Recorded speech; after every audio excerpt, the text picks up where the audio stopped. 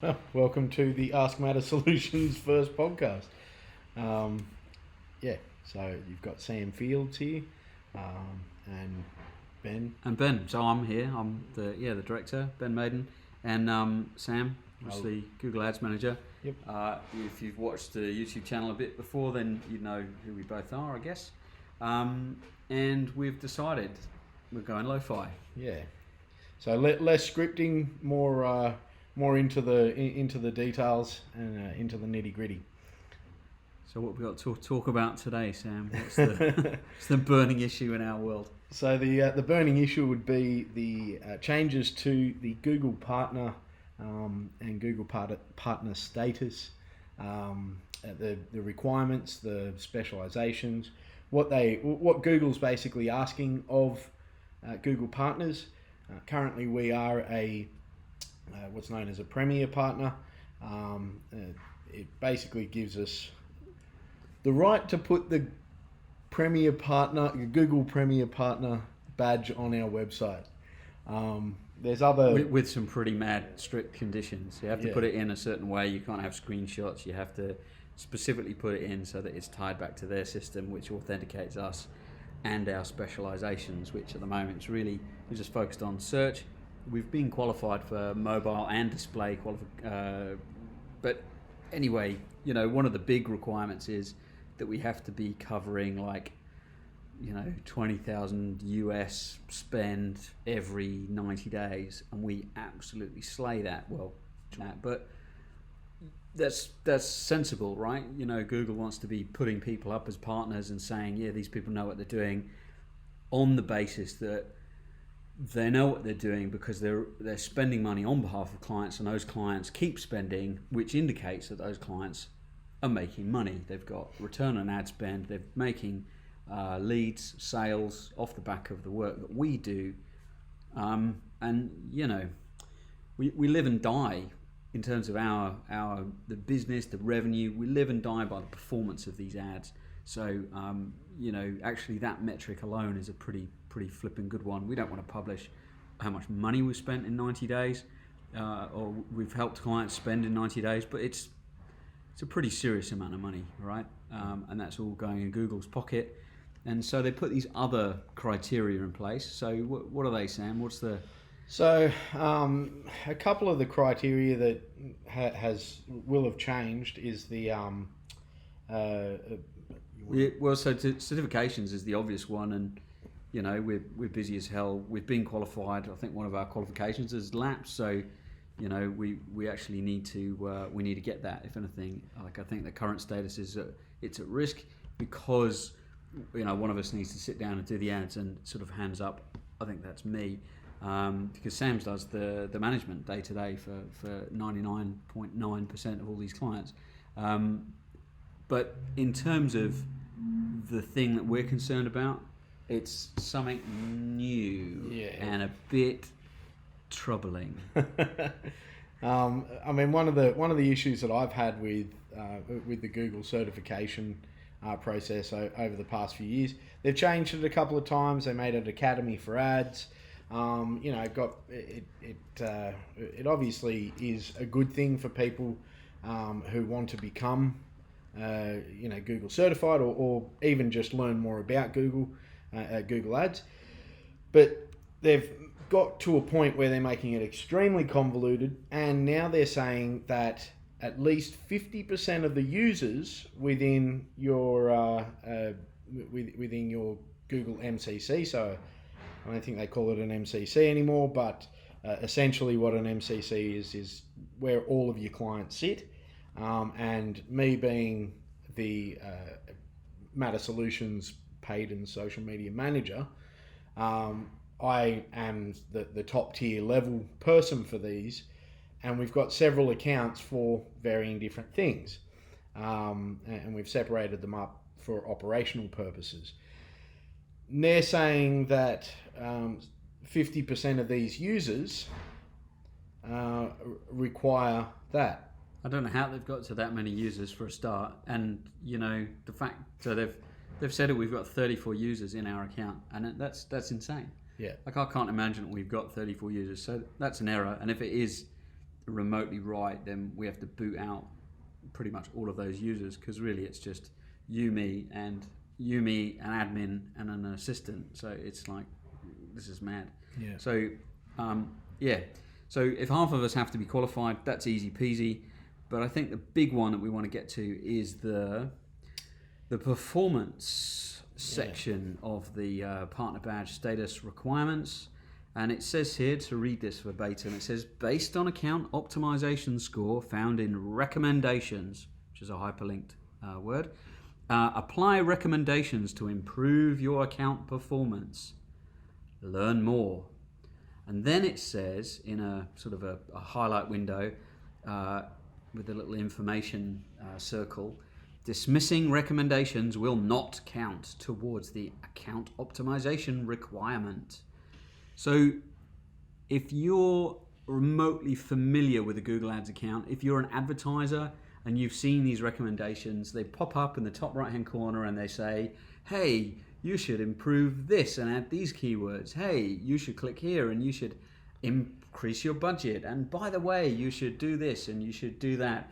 And what happens is your Google Accounts campaign can easily increase in budget and easily kind of modify to something that's really irrelevant to your market. And we actually had a client who, I think maybe had just a gamification brain bypass for a day or so, and he decided that he was just going to click recommendations, and Google kept giving him thumbs up and, hey, well done, you've applied new changes.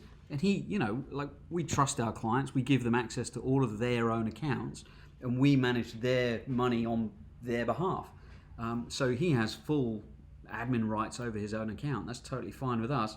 But he destroyed it. We caught it really quickly, but oh my God, the performance of the account over those few days was absolutely abysmal, and his budget got really out of control. And he said to us, why is it costing so much money? Well, because in the change history, it shows us that you approved loads of recommendations from Google. And if this is Google's partner requirement that we have to implement these changes, then the obvious question is, does that mean that we have to increase client budgets without telling the client? What's even worse is that that's the implication here, isn't it?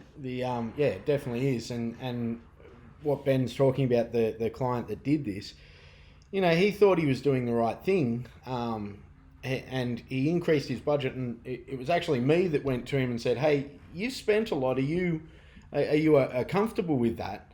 And he sort of said, oh, no. And then his business partner turned around and said, yeah, that's why we've got Matter Solutions. Also his wife. Yes.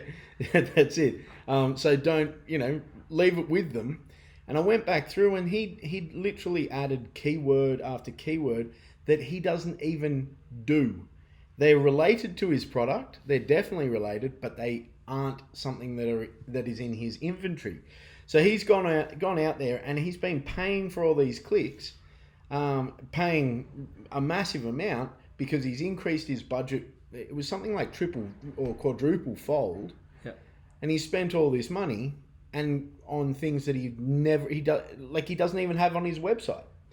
So, Google's putting through these recommendations with zero understanding of what the business is. They've got a great understanding of what the figures are, which is I completely agree with some of the recommendations. But I cannot stand a whole heap of them, because they come in and I get on the phone with some of the Google reps, and they talk to me like I'm an idiot in some cases, just by saying, well, just do it. Yeah, because their job is to follow the algo, right? Yeah. And they're just like a human extension of this algorithm. They're looking at this, and they've probably got a column in their internal system saying, you have to get these agency partners to approve our recommendations. You have to get them to just accept our recommendations. And Google is this fairly arrogant thing now where, these are the co-occurrences of these keywords. So if they mention this product, then obviously their business must be about that product. But we happen to know the business fairly intimately, and we work with all of our clients to know what the hell they're doing. And we know this product does not automatically mean that product. So that keyword would get rejected by us. And it looks like here our partner status would be at risk. If we make those judgments, those recommendations on behalf of our client that keyword is wrong, then our partner status is then in jeopardy from the end of June 2020. Well, I think at that point you have to say, pick a side, right? Well, I might beep that out, but you pick a side. Are you with the machines, right? Yeah. Or are you with the humans? Okay, maybe this is Google's end game, that what they're trying to do is make Google Ads this automated thing, so everybody has to implement by the rules, right? By this recommendation system that Google then puts in place. And you think, well, that's great, because if everybody's zigging, everybody's doing this, then as a human who can second guess and say, hang on a minute, I can see an opportunity here. Instead of adding that product, which is irrelevant to this product, I can actually spend most of my budget on the very product I really want to rank for and really want clicks for, and I can really make a difference. I can really get this client great conversions because we're focused and we're really getting results. And all right, we're not going to get Google's badge, but what we're going to do is make the client happy and make them a ton of money. And that's more important to me, and that's what I mean by pick a side. Are you on this side or that side? But for me, I think the whole game is so much in control of Google that we're already seeing them removing even the options around this. They're taking features.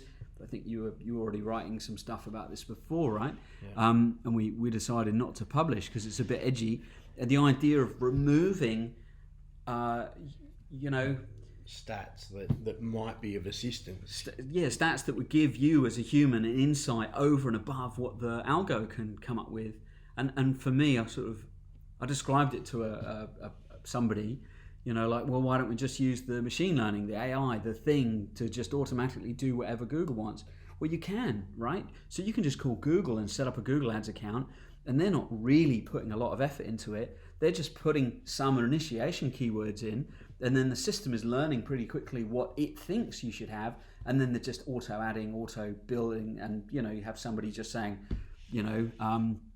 increase your budget, like a parrot, and it just goes on and on and on, this repetitive thing of, more keywords, increase your budget, you can have more if you pay more. And then if you check the ROI, because, you really want to put the tracking in place and work out whether it actually works, you'll find that a campaign like that is a bit dumb. It doesn't create anything like the ROI of actually putting some time and effort and making it work. Well, fine, pay your money, take the choice. If it were to work really well, then you would say, yeah, it's a no-brainer. But if it doesn't compete with a human, it's like, well, does the human compete enough at a pace fast enough and add enough value that the management fee of $400 or $1,000 a month or whatever it is that we have to charge a client to spend time in their account, if you're spending $2,000 on ad spend and $1,000 a month with us to have it, managed, that's a big ratio. Could you just get more clicks and more value out of spending $3,000? Yeah, maybe in some markets. But there are tools in here that mean that we can every time we can beat $3,000 total spend with our $2,000 lesser spend with the $1,000, brain power going in. It's a no-brainer. But if Google dumbs down the system and makes it into this idiot driving seat thing, then our $1,000 isn't going to go very far. And we're not going to be able to do very much for people. And this is, I think, probably the biggest point, is that it's like, take the analogy of the driving cars, right? A car has a steering wheel. If it's an automatic, it doesn't even have a gear stick, right? It's just stop and go. All right, you've got all this stuff, all these variables of all the other people in the market, in the roads, but that's just the same as AdWords. All these people in the market. But when you put this thing in play and you say, well, can we make everybody have self-driving cars? Well, yeah, you could. Can you have self-driving cars and non-self-driving cars all on the road as well, yeah, you can, because the computers can actually react and stop quickly, even if somebody's driving like an idiot, like a normal human driver driving really badly, it can cope. But the thing is, in this case with Google AdWords, you've got a very sophisticated input. It's not just like a steering wheel and stop and go. It's a steering wheel, stop and go, ads, ad data, budgets in different allocations. You know, it's like having 3 steering wheels, 4 stop, 4 goes, 6 gear levers. It's a full-on kind of piece of kit. So I think what Google is doing here, and I've suspected for quite a while actually, is they're dumbing it down and they're trying to get to the point where it's a steering wheel and a stop and go, and then there's no point having agencies. And the Google Partners program is then just a slippery slope to, all your clients belong to us. You know? And I mean that's basically where I'm. Look, I don't want to completely say that cynical, like conspiracy theory. Ben, I mean, I'm actually probably more cynical than Ben is on this, but what I've noticed as well is that there's a few things. Like the automated bidding has gotten significantly better in the last 2 to 3 years. I used to hate anything to do with automated bidding. I'm actually not too... Because it didn't work. Because it didn't... Exactly, because it didn't work at the time. Like, there's a thing about saying, oh, I don't like it. Yeah, but I don't like it because it doesn't work. Like the clients, we try it, bloody rips them off. It doesn't work. Exactly, and then... But in saying that, I've never seen anything that says in the recommendations something around, if your CPA is acceptable or cost per acquisition of this lead is acceptable, then we would recommend doing this. It's never based off what the client, what would be beneficial to the client. It's based off what is beneficial to the Google system in order for it to make more money. So it's just an expansion of the Parrot. Exactly. When the Parrot phones up and says, increase your budget. It's like so many times I've been on the phone with Google and you just wait for it. It's almost like flipping bingo. Well, here we go. We're talking about a client. And they only really want to talk to us about clients who are spending decent money anyway. And they're like, yeah, okay, let's put it on the wall, a tally. Oh yeah, they said it once. Oh, and 3 times this call. That's great. I don't know if I told you about the phone call I had with them the other day. No. And they ring up and they've changed increase your budget to how can we assist you to increasing your investment plan. Oh, okay. So it's now no longer increasing budget. It's called an investment plan. So they've had some new age consultant come in and tell them to change the thing. Yeah. Okay. So, well, maybe they won't sound like a parrot anymore, but they sound like a sophisticated parrot. But yeah, I mean, my goal is always to make money for our clients. So when the Google recommendations are, and I go through them I go through them because, as I said, some of them might not be that bad. It might pick up on something that I've missed. And, I want to make sure that I'm doing right for the client. But when I dismiss them and I get penalized for dismissing them despite knowing that they're not going to help, well, I'm about, I'm more inclined to listen to my nearly 10 years of experience than I am to the person that they've just found to parrot a number of lines down the road. So yeah.